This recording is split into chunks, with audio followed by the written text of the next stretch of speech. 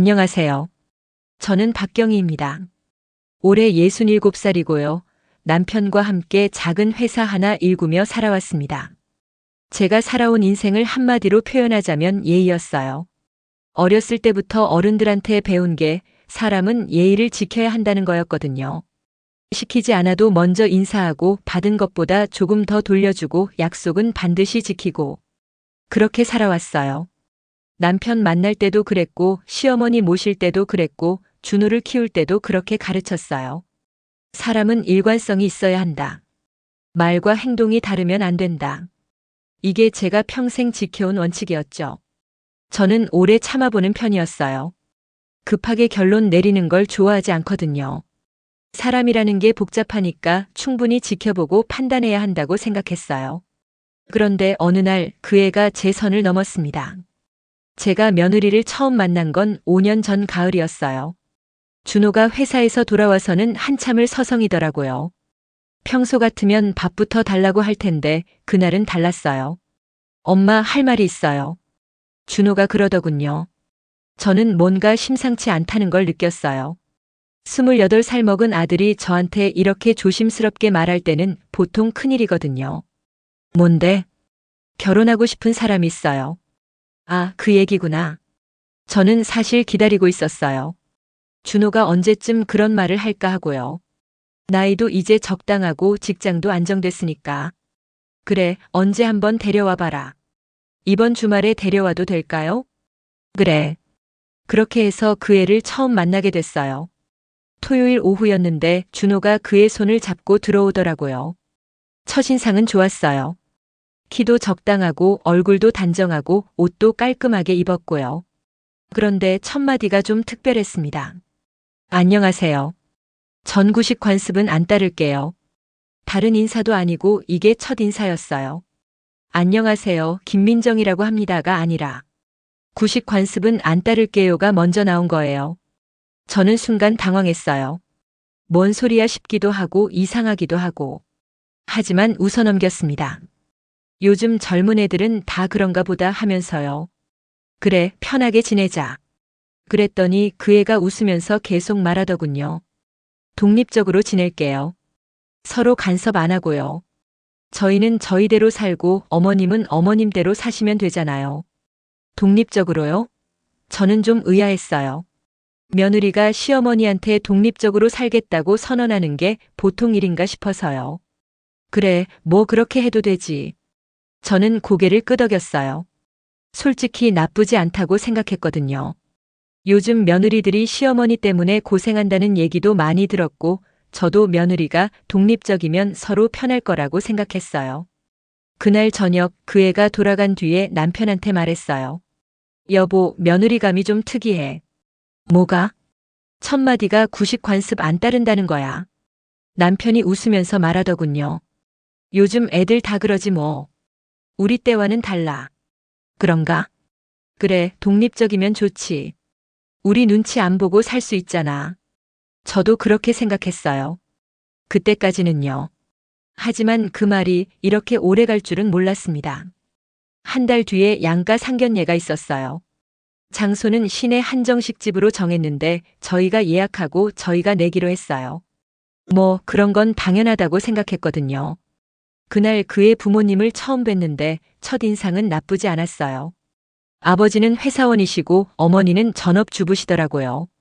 인사도 정중히 하시고 예의도 바르시고. 그런데 식사 중간에 결혼 준비 얘기가 나왔어요. 저희가 먼저 꺼낸 게 아니라 그의 어머니가 먼저 물어보셨어요. 혼수는 어떻게 할까요? 그러니까 그 애가 벌떡 일어서더군요. 정말 벌떡. 혼수는 각자 할게요. 요즘 시대에 맞춰서요. 순간 좌석이 조용해졌어요. 그의 부모님도 당황하시는 게 보였고 저희도 마찬가지였고요. 그의 아버지가 조심스럽게 말씀하시더군요. 민정아, 그래도 어른들이 의논하시는 건데. 아니에요, 아빠. 저는 독립적으로 결혼할 거예요. 저는 크게 놀라지 않았어요. 첫 만남 때 그런 성격이라는 걸 알았으니까요. 오히려 그의 부모님이 더 당황해 하시더라고요. 죄송합니다. 애가 좀. 그의 어머니가 사과를 하시는데 저는 손을 흔들었어요. 아니에요.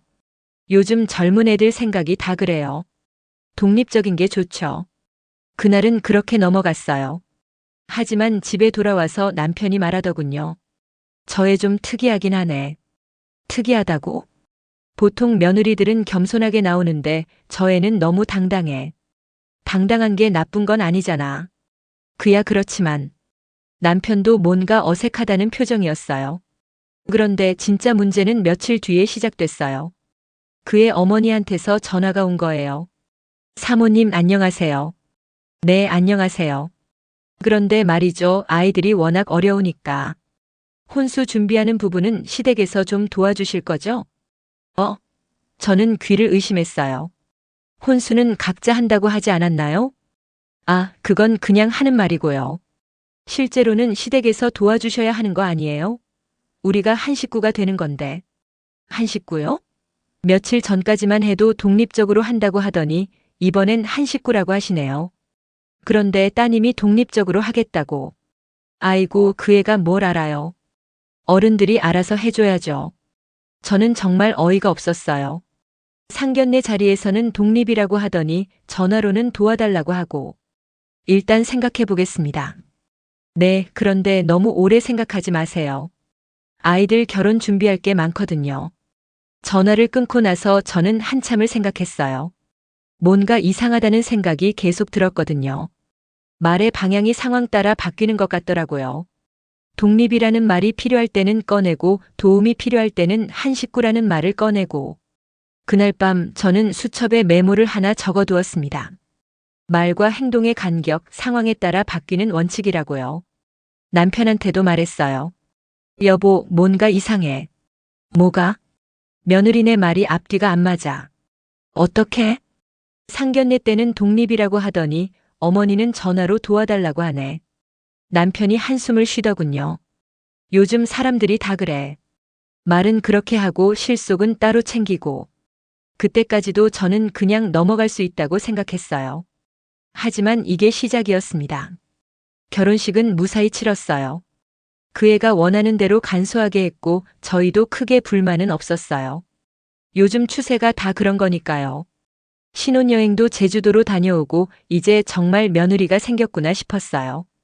처음 한 달 정도는 괜찮았어요. 그 애가 가끔 안부 전화도 하고 준호도 행복해 보이고. 그런데 결혼하고 2달 뒤 첫 추석이 다가왔어요. 8월 말쯤이었나? 그 애한테서 전화가 왔습니다. 어머님, 추석 말이에요. 응, 뭔데? 뭐 필요한 거 있니? 차례상 준비하는 거 모르는 게 있으면 알려줄게. 아니요, 그게 아니라. 저는 친정에 갈게요. 저는 순간 귀를 의심했어요. 결혼 후 첫 추석인데 친정에 간다고요? 그런데 시댁이 먼저 아니니? 첫 추석인데. 어머님, 독립적으로 지내기로 했잖아요. 저는 저 나름대로 계획이 있어요. 또 독립이에요. 저는 할 말이 없었어요. 분명히 첫 만남 때 독립적으로 지내자고 했으니까요. 그런데 민정아, 보통은 첫 추석은. 어머님, 요즘은 다 그래요. 양쪽 집을 번갈아 가면서 가는 거예요. 올해는 친정, 내년에는 시댁 이렇게요. 공평하게요. 공평하게요? 저는 처음 듣는 얘기였어요. 그래, 알겠다. 그럼 내년에는 우리 집으로 와야 한다. 네, 당연히요. 알겠다. 전화를 끊고 나서 남편한테 말했어요. 여보, 민정이가 추석에 친정 간대. 뭐? 첫 추석인데? 독립적으로 지낸다며. 그리고 요즘은 번갈아 간다나 뭐라나. 남편이 인상을 찌푸렸어요. 번갈아? 그런 법이 어디 있어? 우리 때는. 여보도 그렇게 생각하지. 근데 뭐라고 할 수가 없어. 우리가 독립적으로 지내자고 했잖아. 그렇긴 하지만 뭔가 이상해. 필요할 때만 독립을 꺼내는 것 같아. 저는 뭔가 찜찜했지만 그러려니 했어요. 시대가 바뀌었으니까요. 추석 당일 저희는 며느리 없는 첫 명절을 보냈어요. 허전했지만 그러려니 했어요. 그런데 바로 다음 날 그 애한테서 또 전화가 왔습니다. 어머님 안녕하세요. 추석 잘 보내셨어요? 응, 잘 보냈다. 너희들도 잘 보냈니? 네, 덕분에 잘 보냈어요. 부모님이 정말 좋아하셨어요. 그런데 어머님 좀 부탁할 게 있는데요. 뭔데? 혹시 용돈 좀 붙여주실 수 있을까요? 50만 원만요. 저는 깜짝 놀랐어요. 어제까지 독립적으로 지낸다고 하더니 오늘은 용돈을 달라고요? 무슨 일이니? 그냥 생활비가 좀 부족해서요. 신혼이다 보니까 살림살이 마련하는데 돈이 많이 들어가서요. 냉장고도 새로 사야 하고 세탁기도 바꿔야 하고. 그런데 민정아 독립적으로 지낸다며? 어머님 그렇다고 해도 어려울 땐 도와줘야 하는 거 아니에요? 저희가 완전 남남은 아니잖아요. 가족인데요. 가족이라고요. 어제는 독립이라고 하더니 오늘은 가족이라고 하네요. 그래 알겠다. 계좌번호 알려줘. 정말 감사해요 어머님. 꼭 갚을게요. 저는 그날 오후에 인터넷 뱅킹으로 50만 원을 보내줬어요. 아들이 좋아하니까요. 며느리가 어려우면 시어머니가 도와주는 게 당연하다고 생각했고요. 그런데 일주일 뒤에 뜻밖의 소식을 들었어요. 제 친구 김순자가 전화를 한 거예요. 경희야, 너희 며느리 얘기 들었니? 무슨 얘기? 시댁에서 100만 원 받았다며? 우리 동네 사는 박 여사 아들 며느리가 너희 며느리랑 대학 동기래. 어제 만났는데 그 애가 그러더라. 시댁에서 100만 원 받았다고 좀 자랑스럽게 말하더라나. 100만 원요? 저는 50만 원 줬는데요. 전화를 끊고 저는 한참을 가만히 앉아 있었어요. 그날 저녁 준호한테 전화했어요.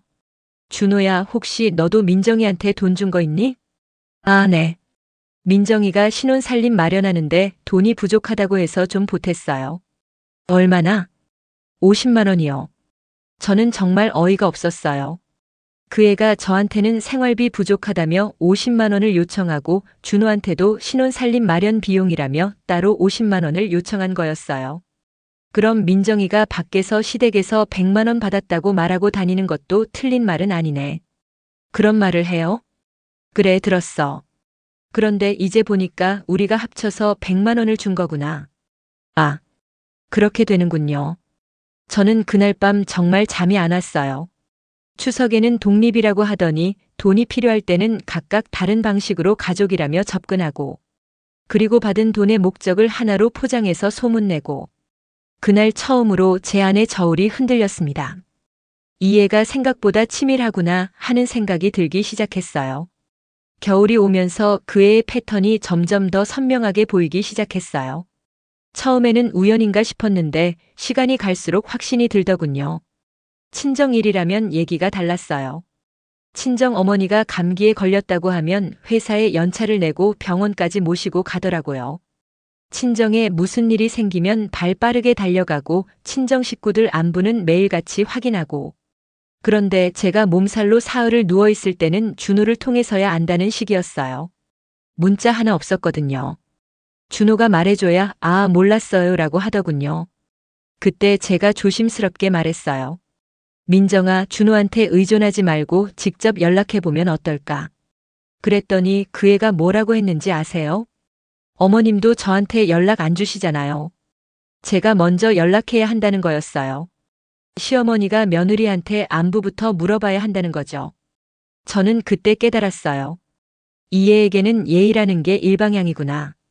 받는 건 당연하고 주는 건 선택사항이구나.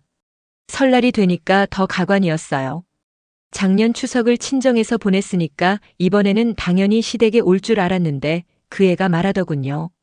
설날도 친정에서 보낼게요. 부모님이 많이 기다리신대요. 작년 추석도 친정에서 보냈는데 어머님 명절을 꼭 번갈아 가야 한다는 법은 없잖아요. 상황에 따라 유동적으로 하는 거죠. 상황에 따라 유동적이라고요. 작년에는 번갈아 간다고 하더니 이제는 유동적이라고 하네요. 그래도 저는 참았어요. 시대가 바뀌었으니까 이해해야겠다 싶어서요. 하지만 정작 세배를 하러 온 날 그 애의 진짜 모습을 봤어요. 세배를 하면서 대놓고 물어보더군요. 작년에 다른 시댁들은 얼마나 줬다던데 우리는 얼마 받을까요? 저는 정말 황당했어요. 세배돈을 미리 알아보고 와서 확인하는 건가요? 받을 금액을 미리 타진해 보는 건가요? 그날 저녁 남편한테 말했어요. 여보, 이상하지 않아요? 뭐가? 민정이가 받기만 하려고 해요. 주는 건 없고. 남편도 고개를 끄덕였어요. 남편도 느끼고 있었던 거죠. 그때부터 저는 관찰하기 시작했어요. 정말로 이해가 주는 게 있는지 아니면 받기만 하는지. 결과는 뻔했어요. 친정에는 정성을 다하고 시댁에는 최소한만 하더군요. 친정 어머니 생신에는 선물을 정성스럽게 준비하면서 제 생일에는 문자 하나였어요. 어머님 생신 축하드려요. 끝이었어요. 선물도 없고 찾아오지도 않고. 그래서 제가 마침내 말했습니다. 우리가 가족이라면 오는 정도 있어야 가지요. 받기만 하면 되는 게 아니라. 그랬더니 그 애가 조금 당황한 듯 하더니 말하더군요. 저도 나름대로 하고 있는데요. 준호 챙기는 것도 저죠. 그건 내 남편이니까 당연한 거고. 시어머니인 나한테는 뭘 해줬지? 그 애가 말문이 막혔어요. 한참을 생각하더니 억지로 말을 짜내더군요. 어머님한테도 김치 담그는 법 물어보고 그런 것도 관심 표현 아니에요? 저는 씁쓸했어요. 김치 담그는 법 물어본 게 전부라니. 그래, 그것도 고맙긴 하지. 그런데 민정아, 내가 친정에 하는 만큼만 해도 좋겠어. 그의 얼굴이 빨개졌어요. 어머님, 그건 친정은 친정이고 시댁은 시댁이잖아요. 저는 그 말에서 모든 걸 알았어요. 이해에게는 친정과 시댁의 기준이 다른 거구나. 친정에는 정성을 다하고 시댁에는 최소한만 하는 거구나. 그날 밤 저는 수첩에 또 하나의 메모를 적었어요. 이중잣대 친정은 정성, 시댁은 의무. 계절이 바뀌면서 저도 조금씩 바뀌고 있었어요. 처음에 이해심은 점점 의심으로, 의심은 점점 확신으로 바뀌어가고 있었죠. 봄이 되니까 그의 요구가 점점 커지기 시작했어요. 이번에는 50만 원이 아니었습니다. 어머님, 좋은 소식이 있어요. 아이 계획이 생겼어요. 저는 기뻤어요.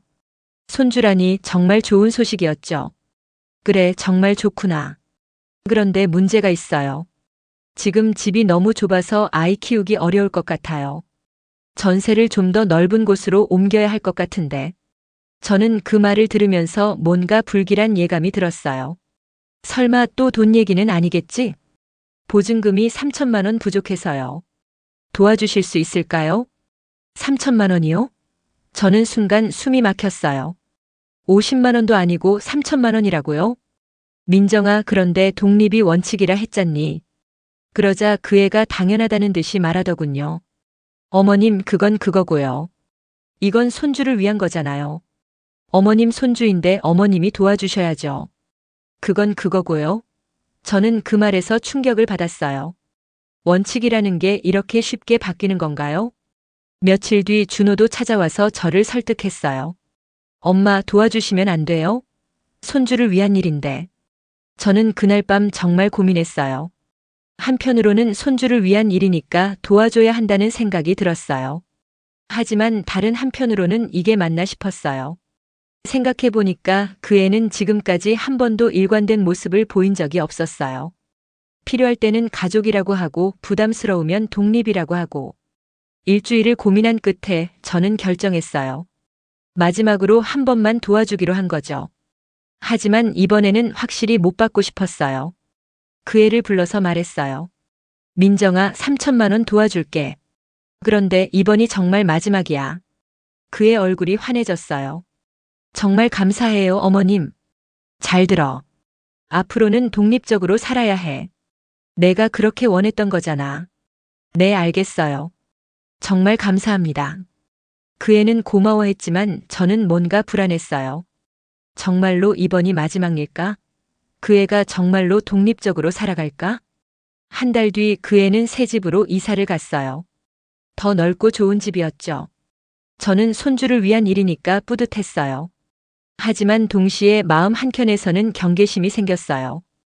이제 정말로 그 애가 어떤 사람인지 지켜봐야겠다는 생각이 들었거든요. 저는 그날부터 속으로 다짐했어요. 이제는 정말로 마지막이라는 말의 무게를 보여줘야겠다고. 그 애가 다시 손을 벌린다면 그때는 제가 어떤 사람인지 보여줄 차례라고 말이에요. 그 결심이 얼마나 중요한지 저는 그때만 해도 몰랐어요. 하지만 그 결심이 제 인생을 바꾸게 될 줄은 꿈에도 생각하지 못했죠. 이사를 한 지 2달이 지난 여름 어느 무더운 오후였어요. 그 애가 친정 반찬을 한가득 들고 찾아왔습니다. 김치, 나물, 멸치볶음, 장조림까지 정성스럽게 포장된 반찬통들이 제법 많았어요. 어머님, 저희 엄마가 보내신 거예요. 저는 반가웠어요. 친정 어머니의 정성이 느껴졌거든요. 한여름에 이렇게 반찬을 챙겨 보내주시다니. 그런데 뭔가 이상했어요. 그 애가 이렇게 친정 반찬을 가져온 적이 거의 없었거든요. 어머니께 고맙다고 전해드려라. 그 애가 반찬을 냉장고에 정리하면서 하는 말이 좀 어색했어요. 저희 엄마가 그러시더라고요. 서로 도우며 살라고 하시면서요. 서로 도우며 살라고요. 듣기 좋은 말이었지만 왜인지 제 마음이 편치 않았어요. 그의 입에서 나오는 서로라는 말이 참 공허하게 들렸거든요. 저는 그때 문득 깨달았어요. 3천만 원을 준 지 2달밖에 안 됐는데 또 뭔가 부탁하러 온 건가? 반찬은 그냥 미끼였나? 과연 1시간쯤 지나서 그 애가 본론을 꺼냈어요. 그런데 어머님, 저희 엄마가 많이 아프세요. 저는 마음이 짠했어요. 반찬까지 정성스럽게 보내주신 분이 아프시다니. 어디가가 아프시니? 무릎이 너무 안 좋으셔서 걸어 다니는 것도 힘들어 하세요. 병원에서 수술하라고 하는데. 그리고 나서 나온 말이 예상대로였어요. 수술비가 좀 부족해서요. 500만 원만 도와주실 수 있을까요? 500만 원이요. 2달 전에 3천만 원을 줬는데 또 500만 원이라고요? 저는 그 순간 뭔가 끓어오르는 걸 느꼈어요. 분노가 아니라 실망이었어요. 정말 깊은 실망이었죠. 민정아, 2달 전에 뭐라고 했는지 기억하니? 네. 이번이 마지막이라고 했잖아. 그 애가 당황한 기색을 보였어요. 그러더니 급하게 변명을 늘어놓더군요. 어머님, 그때는 저희 일이었잖아요. 이번은 친정 일이에요. 다른 거예요. 다른 거라고요? 저는 정말 어이가 없었어요. 돈 달라는 건 똑같은데 뭐가 다르다는 건지. 그리고 그 다음에 나온 말이 결정타였어요. 서로 도우며 살아야 하잖아요. 그 순간 제 머릿속이 하얘졌어요. 서로 도우며 살자는 말을 그 애가 저희에게 도운 게 뭐가 있다고 하는 건지. 제 마음속에서 뭔가 딸깍하는 소리가 났어요.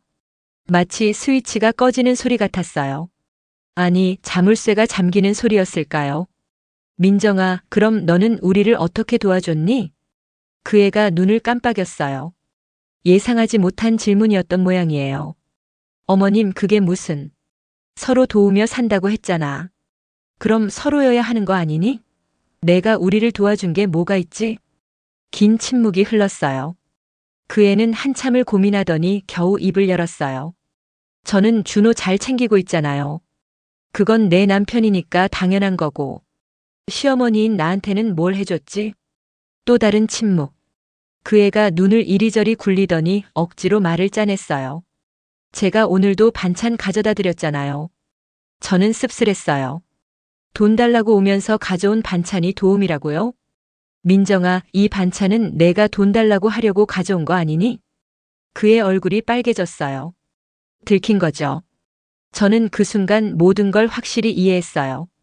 이 애에게는 서로라는 말이 존재하지 않는구나. 받을 때만 꺼내는 말이구나. 주는 건 생각해 본 적도 없구나. 그날까지 저는 그래도 이해하려고 노력했어요. 시대가 바뀌었으니까 며느리도 힘들 수 있으니까. 하지만 그날은 달랐어요.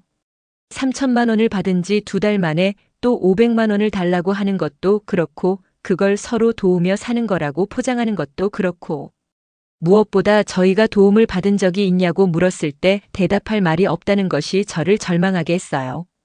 그 애가 돌아간 뒤 저는 한참 동안 그 반찬통들을 바라봤어요. 정성스럽게 담긴 음식들이 이제는 계산처럼 보였어요. 500만 원을 위한 투자 같았죠. 저는 그 반찬들을 하나하나 꺼내서 다시 포장했어요. 그리고 그 애한테 다시 가져가라고 했어요. 저는 더 이상 이런 식으로 받은 정성을 받을 수 없었거든요. 그날 밤 저는 남편한테 말했어요. 여보, 이제 정말 선을 그어야겠어요. 왜? 무슨 일이야? 민정이가 또 돈 달라고 왔어요. 이번엔 친정 어머니 수술비래요. 남편도 한숨을 쉬었어요. 벌써? 얼마 전에 3천만 원 줬는데? 그래서 거절했어요. 이제는 정말 끝이라고 했어요. 저는 그날 제 마음의 문을 단단히 잠갔습니다. 열쇠도 깊은 곳에 묻어버렸어요. 다시는 이런 식으로 이용당하지 않겠다고, 그 애가 정말로 독립이 뭔지 배울 때까지는 문을 열지 않겠다고 다짐했어요. 그게 제가 내린 마지막 결심이었어요. 그리고 그 결심이 앞으로 어떤 파장을 불러올지 그때는 상상도 못했죠.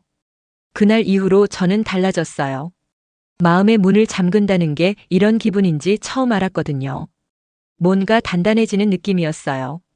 가을이 되자마자 그 애한테서 예상했던 전화가 왔어요. 어머님, 추석 준비하느라 돈이 많이 들어서요. 용돈 좀 주실 수 있을까요? 저는 웃음이 나왔어요. 정말 예측 가능한 사람이구나 싶었죠. 내 원칙대로 살자. 독립. 어머님? 독립적으로 지낸다 했잖아. 그럼 추석 준비도 독립적으로 해야지. 그 애가 당황하는 소리가 들렸지만 저는 흔들리지 않았어요. 드디어 그의 말을 그대로 돌려준 기분이었거든요. 겨울에는 더 큰 소식이 왔어요. 임신이었어요. 저는 기뻤지만 동시에 경계했어요. 이제 손주를 핑계로 더 큰 요구가 올 거라는 걸 알았거든요. 과연 그 뒤로 몇 개월 동안 소소한 요청들이 계속 이어졌어요. 어머님, 임신해서 몸이 힘든데 반찬 좀 해주실 수 있나요? 구식 관습 안 따른다며? 독립적으로 해. 영양제 비용이 부담스러워서요. 내 원칙대로 살아라. 병원비가 생각보다 많이 나와서. 독립이라고 했잖아. 매번 똑같은 대답이었어요. 그 애는 처음엔 당황하더니 점점 서운해하더니 나중엔 화를 내기 시작했어요. 준우를 통해서도 압박해왔어요. 엄마, 민정이가 임신했는데 좀 도와주세요. 준호야, 내 아내 말대로 하는 거야. 독립. 저는 일관되게 대답했어요. 한 번 선을 긋기로 했으니까 끝까지 가보는 거였어요. 출산을 한 달 앞둔 어느 날 그 애가 마지막 카드를 꺼내들었어요. 어머님, 산후조리원은 너무 비싸고요. 집에서 하려고 하는데 어머님이 도와주시면. 예전 같았으면 당연히 도와줬을 거예요. 손주를 위한 일이니까요. 하지만 이제는 달랐어요. 내 말이 맞았지. 요즘엔 시어머니가 꼭 해야 하진 않는다 했잖아. 어머님, 그때 그 말이 이런 뜻은 아니었는데. 그럼 무슨 뜻이었니? 구식 관습 안 따른다며? 독립적으로 지낸다며? 저는 그 애가 했던 말들을 하나하나 되돌려줬어요. 그 애가 말했던 그대로요. 편할 때는 독립이라며 간섭 말라더니 어려우면 가족이라고. 그 애가 울기 시작했어요. 하지만 저는 흔들리지 않았어요. 이미 마음의 문을 잠갔거든요. 그날 밤 저는 정말 홀가분했어요. 처음으로 제 원칙을 지킨 기분이었거든요. 60년을 넘게 살면서 이렇게 명확하게 선을 그어본 적이 없었어요. 거울을 보니까 제 얼굴이 달라 보였어요. 더 단단해 보였달까요? 제가 누구인지 다시 찾은 기분이었어요. 저는 화장대 서랍에서 펜을 꺼내서 수첩에 적었어요. 오늘부터 박경희는 일관된 사람이 되기로 했다. 그리고 그 밑에 제 이름을 또박또박 써내려갔어요. 박경희. 처음으로 제 이름이 선명하게 보였어요. 다음 날 아침 남편이 물어봤어요. 경희야, 후회 안 해? 저는 고개를 저었어요. 여보, 저는 처음으로 제 말에 책임지고 있어요. 그 애가 독립이라고 했으니까 정말 독립해보라고 하는 거예요. 그날부터 저는 정말 달라졌어요. 그 애가 전화해도 일관되게 대답했어요. 내 원칙대로 살아라. 독립적으로. 그 말이 얼마나 시원한지 몰라요. 저도 이제야 제 원칙이 생긴 기분이었거든요. 아이가 태어나고 석 달이 지났을 때였어요. 그 애가 다시 찾아왔습니다. 이번에는 정말 큰일이었어요. 문을 열었을 때 그 애의 모습이 많이 달라져 있었어요. 야윈 얼굴에 지친 기색이 역력했죠. 산후조리를 제대로 못 받아서 그런지 몰골이 말이 아니었어요. 어머님. 그의 목소리가 떨리고 있었어요. 저는 순간 마음이 흔들렸어요. 그래도 제 손주를 낳은 사람인데 이렇게 힘들어하는 모습을 보니까. 들어와. 거실에 앉은 그 애가 한참을 말을 못 꺼내더군요. 뭔가 정말 큰일이 생긴 게 분명했어요. 저희 아빠 사업이 완전히 기울었어요. 친정 아버지 사업이 망했다는 얘기였어요. 저는 마음이 아팠어요. 그런 일이 생기면 정말 힘들거든요. 많이 힘드시겠구나. 빚이 너무 많아져서 집도 넘어갈 것 같고 아빠는 밤마다 술만 드시고. 그 애가 울음을 터뜨렸어요. 정말 절망적인 상황인 모양이었어요. 어머님께서 5천만 원만 도와주실 수 있을까요? 5천만 원이요. 이번에는 정말 큰 금액이었어요. 하지만 저는 이미 마음을 굳혔거든요. 저는 조용히 그 애를 봤어요. 눈물을 흘리며 애원하는 모습이 진짜 절박해 보였어요. 하지만 동시에 생각났어요. 지금까지 그 애가 했던 모든 말들이요. 민정아, 그 집 일은 그 집의 원칙으로, 우리 집 일은 우리 집의 원칙으로 그게 내가 말한 독립 아니었니? 그 애가 고개를 들었어요. 눈물로 범벅이 된 얼굴로요. 어머님, 지금 그런 말씀하실 때가 아니에요. 정말 급한 상황이라고요. 급하면 원칙이 바뀌니? 너는 지금까지 원칙대로 살았잖아, 독립 원칙. 저는 계속 말했어요. 이제야 정말로 이 애에게 가르쳐 줄 때가 온 것 같았거든요. 내가 구식 관습 안 따른다고 했을 때 나는 받아들였어. 독립적으로 지낸다고 했을 때도 받아들였지. 그런데 너는 필요할 때마다 그 말들을 바꿨어. 그의 얼굴에서 점점 빛이 빠져나가는 게 보였어요. 친정일이니까 우리가 도와야 한다. 그럼 시댁일일 때는 왜 독립이라고 했지? 내 친정 어머니 수술비는 우리가 내야 하고 내가 아플 때는 모르는 척. 저는 지금까지 쌓였던 모든 감정을 쏟아냈어요. 내 친정 혼수는 우리가 보태줘야 하고 우리 집 명절은 독립이라며 빠지고 내가 어려울 때는 가족이라고 하고 우리가 도움 달라고 하면 간섭이라고 하고 그 애가 말없이 고개를 숙였어요. 할 말이 없었던 거죠. 저는 마침내 핵심을 말했어요. 민정아, 내가 원한 건 독립이 아니야. 일방적으로 받기만 하는 관계였어. 그 순간 저는 오래 미뤄둔 결심을 마쳤습니다. 이 애에게는 진짜 독립이 뭔지 보여줘야겠다고. 받기만 하는 관계가 얼마나 불공평한 건지 깨닫게 해줘야겠다고. 이제부터는 내가 말한 대로 살아봐. 정말로 독립적으로. 그 애가 문을 나서는 뒷모습을 보면서 저는 가슴이 아팠어요. 하지만 흔들리지 않았어요. 이게 그 애를 위한 진짜 도움이라고 생각했거든요. 그날 밤 남편이 말했어요. 경희야, 잘했어. 이제야 균형이 맞는 것 같아. 저도 그렇게 생각했어요. 지금까지는 한쪽으로만 기울어진 저울이었다면 이제야 균형을 찾아가는 것 같았어요. 균형이라는 건 누군가 혼자서 다 감당하는 게 아니라 서로 나누어지는 거니까요. 그 이후로 집안 분위기가 완전히 달라졌어요. 그 애가 5천만 원을 거절당한 뒤로 뭔가 균열이 생기기 시작한 거죠. 처음에는 준호가 그의 편이었어요. 저를 원망하는 눈빛이었죠. 며느리가 울면서 집에 돌아간 그날 밤 준호가 찾아와서 따졌어요. 엄마, 왜 그래요? 민정이가 정말 어려운 상황인데. 하지만 저는 흔들리지 않았어요. 준호야, 내 아내가 평소에 하는 말 기억해. 독립이라고 했잖아. 그 뒤로 한 달 정도는 서먹했어요. 준호도 전화를 잘 안 하고 그 애는 아예 연락이 끊겼죠. 그런데 변화가 시작된 건 2달쯤 뒤였어요. 준호가 지쳐 보이기 시작한 거예요. 전화를 할 때마다 목소리에 피로가 묻어났어요. 엄마, 요즘 힘들어요. 왜? 민정이가 자꾸 친정일로 저한테 화를 내요. 어머니가 도와주지 않는다고. 저는 그때 알았어요. 그 애가 준호한테 저에 대한 불만을 쏟아내고 있구나. 더 결정적인 건 3달 뒤에 일어났어요. 그 애가 준호한테 또 다른 요구를 한 거예요. 이번에는 준호 월급으로 친정 빚을 갚으라고 했다더군요. 그날 준호가 와서 털어놨어요. 엄마, 민정이가 제 월급을 친정에 보내자고 해요. 가족이니까 당연하다고 하면서요. 그래서 너는 어떻게 했니? 거절했어요. 우리도 생활해야 하는데 제 월급을 다 친정에 보낼 수는 없잖아요. 그랬더니 그 애가 준호한테 뭐라고 했는지 아세요? 당신은 가족보다 돈이 더 중요하냐고 했대요. 그러면서 어머니를 닮았다고 했다더군요. 준호가 그 말을 들고 와서 저한테 하더군요. 그때 준호 얼굴을 보니까 뭔가 깨달은 표정이었어요. 엄마, 민정이가 정말 이상해요. 필요할 때만 가족이라고 하고 자기 마음대로 안 되면 화내고. 저는 마침내 아들이 현실을 보기 시작했구나 싶었어요.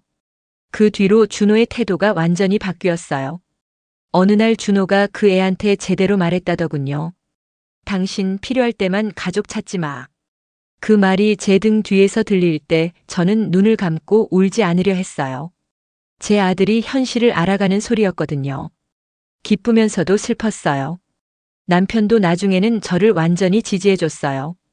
남편은 원래 말이 없는 편인데 어느 날 조용히 말하더군요. 경희야, 내가 맞았어. 정은 주고받는 거지 일방적으로 받기만 하는 게 아니야. 여보도 그렇게 생각해요? 응. 그 애는 받기만 했어. 흘린 만큼 돌아오는 게 정인데 그 애는 흘린 게 없어. 저는 그제서야 마음이 든든해졌어요. 가족들이 모두 같은 생각이구나 싶었거든요. 하지만 제 마음이 가벼워진 건 아니었어요. 오히려 더 무거워졌죠. 이렇게 가족이 갈라지는 게 맞나 싶기도 하고 손주 걱정도 되고. 그래도 한 가지는 확실했어요. 저는 일관된 사람이 되었다는 거요. 처음으로 제 원칙을 끝까지 지켜본 거였어요. 제 마음은 가벼워지지 않았습니다. 다만 단단해졌죠. 흔들리지 않는 단단한 말이에요. 준호가 그의 편에서 제 편으로 돌아선 지 한 달쯤 지났을 때였어요. 어느 추운 겨울날 그 애가 찾아왔습니다. 문을 열었을 때 그 애의 모습을 보고 저는 깜짝 놀랐어요. 완전히 달라져 있었거든요. 야위고 초라한 모습이었어요. 예전에 당당했던 모습은 온데간데 없었죠. 그런데 더 놀라운 건 그 다음이었어요. 그 애가 현관에서 무릎을 꿇은 거예요. 어머님, 제가 잘못했어요. 저는 순간 말문이 막혔어요.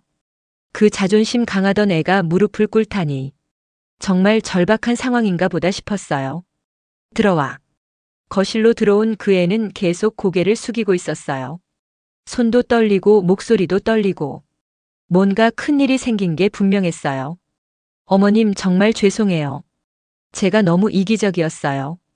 저는 가만히 듣고 있었습니다. 모든 게 다요. 받기만 하고 주는 건 생각 안 했어요. 어머님 마음도 생각 안 하고 준호 마음도 생각 안 하고. 그 애가 눈물을 흘리면서 계속 말했어요. 이제야 알았어요. 제가 얼마나 잘못 생각하고 있었는지. 저는 고개를 끄덕였습니다. 이제라도 알았구나. 그 애가 고개를 들고 저를 봤어요. 간절한 눈빛이었어요. 어머님, 한 번만 더 기회를 주세요. 정말 달라질게요. 어떻게? 앞으로는 시댁 일도 제 일처럼 생각할게요. 어머님께도 잘할게요. 명절도 빠지지 않고 참석하고 어머님 생신도 챙기고. 그 애가 약속을 하나하나 늘어났어요. 진심으로 후회하는 것 같았어요. 제발 한 번만요. 저희 집 정말 어려워요. 준호랑도 계속 싸우고 아이도 있는데. 어머님이 아니면 도와줄 사람이 없어요. 저는 그 애의 말을 가만히 들었어요. 정말 절망적인 상황인 것 같았어요. 하지만 제 마음은 이미 결정되어 있었어요. 민정아, 그런데 어떤 건 늦을 때가 있어. 어머님, 내가 독립이라고 했을 때 나는 받아들였어. 내가 구식 관습 안 따른다고 했을 때도 받아들였지. 그런데 너는 필요할 때만 그 말들을 바꿨어. 저는 지금까지 쌓인 모든 걸 차근차근 말해줬어요. 미안하다고 다 되는 건 아니야. 신뢰라는 건 한 번 깨지면 원래대로 돌아가기 어려워. 그 애가 더 큰 소리로 울기 시작했어요. 어머님, 정말 잘못했어요. 다시는 그러지 않을게요. 하지만 저는 흔들리지 않았어요. 이미 마음을 굳혔거든요. 민정아, 사람은 자기가 선택한 대로 살아야 해. 너는 독립을 선택했고 나는 일관성을 선택했어. 저는 일어섰어요. 앞으로는 내 원칙대로 살 거라. 독립적으로. 그게 너한테도 좋을 거야. 그 애가 마지막으로 애원했어요. 어머님, 손주는? 아이는 어떻게 해요? 아이는 부모가 키우는 거야. 내가 독립적으로 키워봐. 그 애가 문을 나서는 뒷모습을 보면서 저는 가슴이 아팠어요. 하지만 돌이킬 수 없었어요. 이미 너무 많은 선을 넘었거든요. 문을 열지 않는 것도 누군가를 위한 배움일 때가 있습니다.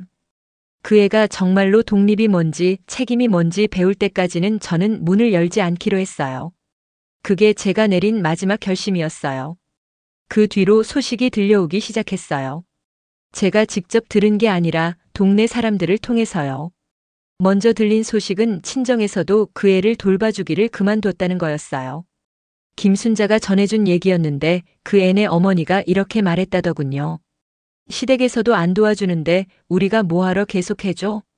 결국 그 애는 사방에서 고립된 거였어요.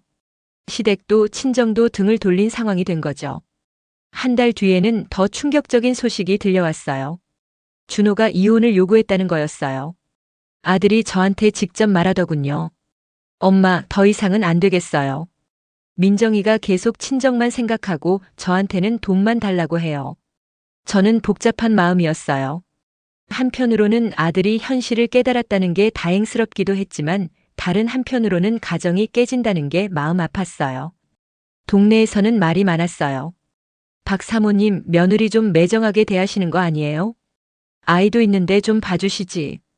요즘 며느리들이 다 그런데 너무 심하신 거 아니에요? 그런 말들을 들을 때마다 저는 흔들리지 않으려 애썼어요. 하지만 쉽지 않았어요. 혹시 제가 너무 매정한 건 아닌가 하는 생각이 들 때도 있었거든요. 특히 손주 생각에 밤이 길었어요. 아이를 태어나자마자 한두 번 본 게 전부였거든요. 그 뒤로는 소식으로만 들었어요. 아이가 밤에 잘 안 잔다더라, 감기에 걸렸다더라, 이런 얘기들만요. 가끔 궁금했어요. 우리 손주가 지금 어떻게 생겼을까? 많이 컸을까? 누구를 닮았을까? 그런 생각을 하다 보면 가슴이 아팠어요. 그래도 아이는 제 입술이 거기서 멈췄어요. 아이 때문에 다시 문을 열면 결국 처음으로 돌아가는 거잖아요. 그 애는 또다시 아이를 핑계로 요구를 할 테고 저는 또다시 같은 상황에 빠질 거예요. 어느 날 시장에서 그 애를 우연히 마주쳤어요. 정말 많이 변해 있었어요. 예전의 당당함은 온데간데 없고 초라하고 지친 모습이었어요. 혼자서 장을 보고 있더군요. 그 애가 저를 보더니 고개를 숙이고 지나갔어요. 인사도 없이요. 저는 그 뒷모습을 보면서 가슴이 아팠어요. 그래도 제 며느리였는데. 집에 와서 남편한테 말했어요. 여보, 내가 너무 매정한 걸까요? 경희야, 내가 가르쳐 준 거야. 말에는 책임이 따른다는 걸. 그래도 손주는 부모가 키우는 거지 조부모가 키우는 게 아니야. 그 애가 선택한 길이니까 끝까지 가봐야지. 남편의 말이 맞았어요. 하지만 마음이 편하지는 않았어요. 특히 밤에 잠들기 전이면 손주 생각이 자꾸 났어요. 지금쯤 잠들었을까? 잘 먹고 있을까? 그런데 그럴 때마다 저는 다시 마음을 다잡았어요. 연민은 잠깐이지만 원칙은 평생이니까요. 연민은 문을 열게 만들지만 원칙은 문턱을 지키게 하더군요. 저는 그날도 문턱을 지켰어요. 힘들었지만 그게 옳다고 생각했거든요. 그렇게 겨울이 지나고 봄이 오고 또 겨울이 왔어요. 저는 계속 제 원칙을 지켰어요. 흔들릴 때도 많았지만 끝까지 지켰어요. 2년이 지났어요. 그 사이 많은 일이 있었죠. 준호는 결국 이혼을 했고 새로운 직장으로 옮겨갔어요. 그 애는 아이를 데리고 어디론가 떠났다고 들었어요. 저는 그동안 제 일상을 찾아갔어요. 남편과 함께 작은 여행도 다니고 친구들과 모임도 하고. 겉으로는 평온해 보였지만 마음 한켠에는 늘 아쉬움이 있었어요. 손주에 대한 그리움이었죠. 그러던 어느 봄날이었어요. 시장에서 장을 보고 나오는데 익숙한 목소리가 들렸어요. 어머님. 돌아보니 그 애였어요. 2년 만에 보는 모습이었는데 정말 많이 달라져 있었어요. 더 야위었지만 예전보다 차분해 보였어요. 그리고 옆에는 제법 자란 아이가 있었고요. 어머님 안녕하세요. 그 애가 깍듯이 인사를 했어요. 예전에 당당함은 없었지만 뭔가 겸손해진 모습이었어요. 저는 복잡한 마음이었어요. 반가우면서도 씁쓸하고 미안하면서도 섭섭하고. 어떻게 지내니? 힘들지만 그럭저럭 지내고 있어요. 그 애가 아이 손을 잡고 서 있는 모습을 보니까 정말 많은 걸 겪었구나 싶었어요. 어머님 한 번만, 정말 마지막으로 한 번만 도와주세요. 또 도움을 요청하더군요. 하지만 예전과는 다르게 조심스럽고 간절했어요. 뭔데? 아이가 자꾸 아파서 병원에 다녀야 하는데 돈이. 아이 때문이라고 하니까 마음이 흔들렸어요. 제 손주잖아요. 하지만 저는 이미 결심한 바가 있었어요. 저는 조용히 대답했습니다. 민정아, 사람은 자기가 고른 말로 자기 삶을 엮어요. 내 말은 독립이었고 내 말은 일관성이었지. 어머님, 그 말들이 우리를 여기까지 데려온 거야. 내가 고른 길을 끝까지 가봐. 그의 눈에서 눈물이 흘렀어요. 하지만 예전처럼 화를 내거나 따지지는 않았어요. 그냥 조용히 받아들이는 것 같았어요. 알겠어요, 어머님. 죄송했습니다. 그 애가 아이 손을 잡고 돌아서는 모습을 보면서 저는 가슴이 아팠어요. 그래도 흔들리지 않았어요. 돌아서며 저는 속으로 빌었습니다. 아이만은 다르게 자라라. 받기만 하는 사람이 되지 말고 주고받을 줄 아는 사람이 되어라. 집으로 돌아오는 길에 저는 많은 생각을 했어요. 제가 한 선택이 옳았을까? 너무 매정했을까? 하지만 한 가지는 확실했어요. 저는 끝까지 일관된 사람이었다는 거요. 지금도 가끔 그의 생각이 나요. 후회되냐고요? 잘 모르겠어요. 다만 확실한 건 원칙 없이 사는 건 누구에게도 도움이 안 된다는 거예요. 받을 줄만 알고 줄 줄 모르는 사람과는 관계가 지속될 수 없어요. 가족이라는 이름으로 그걸 포장해봤자 결국 한쪽만 손해보는 관계가 되죠. 저는 그동안 살아오면서 깨달았어요. 사람은 자기가 한 말에 책임져야 하고 원칙은 편할 때만 지키는 게 아니라는 걸요. 그 애가 만약 처음부터 솔직했다면 어땠을까요? 저는 독립적으로 살고 싶지만 어려울 때는 도움을 받고 싶어요라고 말했다면요. 그럼 저도 다르게 대했을 거예요. 하지만 그 애는 필요에 따라 말을 바꿨어요. 독립이 필요할 때는 독립을 말하고 도움이 필요할 때는 가족을 말했죠. 마지막으로 한 말씀 드리고 싶어요. 받을 줄 아는 만큼 줄 줄도 알아야 합니다. 그게 제가 살면서 배운 가장 중요한 교훈이에요. 여러분도 기억해 주세요. 사람은 자기가 선택한 말로 자기 인생을 만들어갑니다. 그러니 말을 함부로 하지 마세요. 그 말이 결국 여러분의 운명이 될 테니까요. 오늘도 마흔 이후 사람 공부와 함께 해주셔서 감사합니다. 이 이야기가 여러분 마음에 작은 울림이 되었다면 좋아요와 구독 그리고 알림 설정 부탁드립니다. 다음 시간에는 또 다른 인생의 이야기로 당신의 하루의 따뜻한 동행이 되어 드릴게요. 감사합니다.